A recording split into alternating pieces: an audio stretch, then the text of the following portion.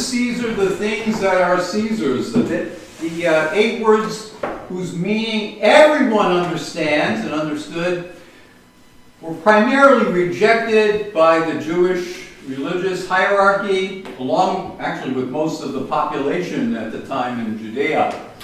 Jesus then adds 8 more words whose unspoken meaning has remained a mystery to the rest of mankind ever since. And these words are, and unto God the things that are God's.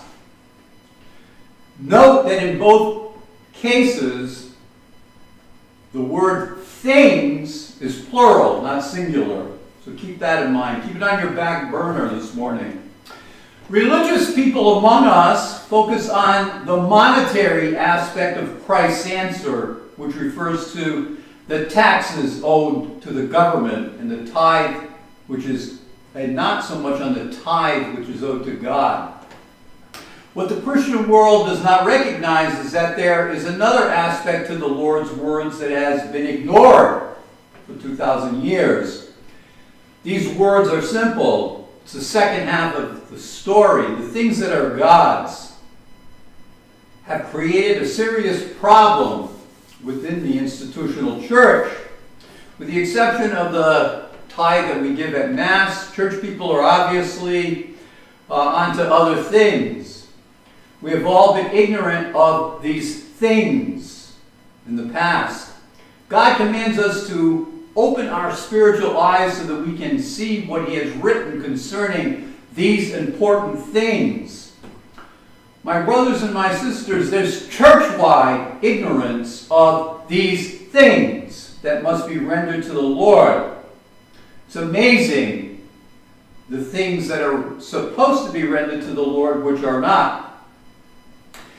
It's funny that after all these years, they're thinking that either 2 to 3 billion books of scriptures have been printed in some 300 languages, and with more rolling off the press every day. You would think that people would understand, give unto God what belongs unto Him. But let's together study the scripture in order to understand what God is commanding us. Paul wrote in 2 Timothy that we must study the scriptures in order to be approved by God. Enough said. As I have written in homilies and have said many times, the promise of God all revolve around a 2-letter word. If! Though God's promise to mankind are sure, they will be awarded only if man will render unto him the things that are his. And it turns out these 2 letters are probably the most important words in the entire gospel. If. The word render in Greek means to pay. In this case, it refers to the payment of a debt that is owed.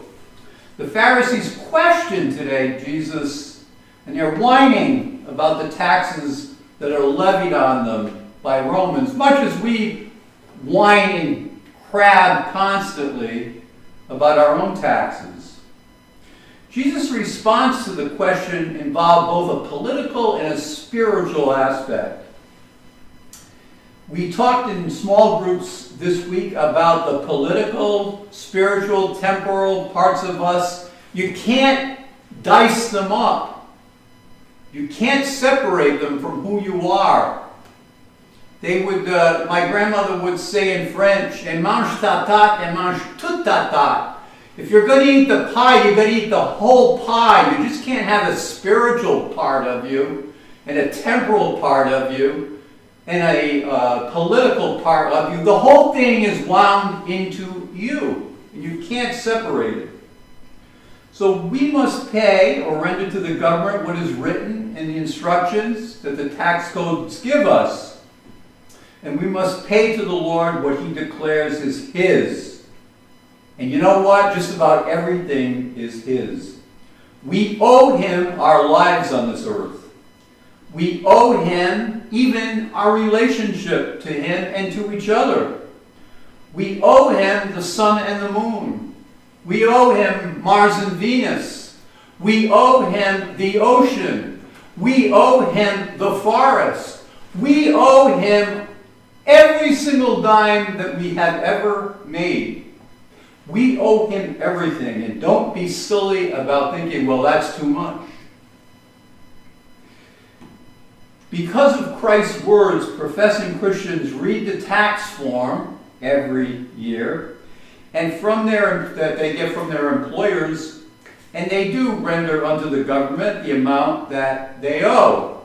However, we have become very crafty, even as Christians. We have become very creative, even as Christians, with accountants and lawyers, with write-offs, so we can pocket more.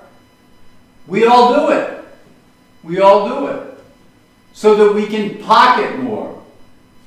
We legally screw Uncle Sam every year. We legally do it. And by doing so,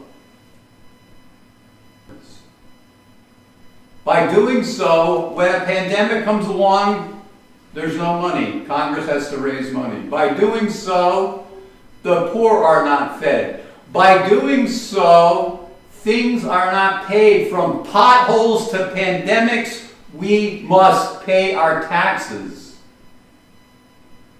Not only pay our taxes to the government, but also render unto God what is his. There was a saying on Facebook a couple weeks ago, I don't mind chipping in for the poor who can't pay their taxes. What I mind is chipping in for the rich who won't pay their taxes. Who won't pay their taxes.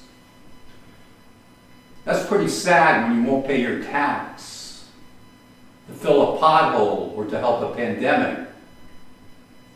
Taxes are put into use in our society for the benefit of all, including your child's education. Don't be a cheapskate with taxes, whining constantly that you pay too much tax. Bill Gates and Warren Buffett this week have said that they don't pay their fair share of taxes. That's why they give out through different means. They're telling us the rich don't pay what they should pay, and they're both billionaires. They're probably two of the biggest billionaires in the world. And they're telling us we don't pay our fair share of taxes, and we should. But it's rigged. The system is rigged. The system is rigged to the rich, my brothers and my sisters. So I don't mind chipping in for the poor who can't pay their taxes. I mind chipping in for the rich who won't.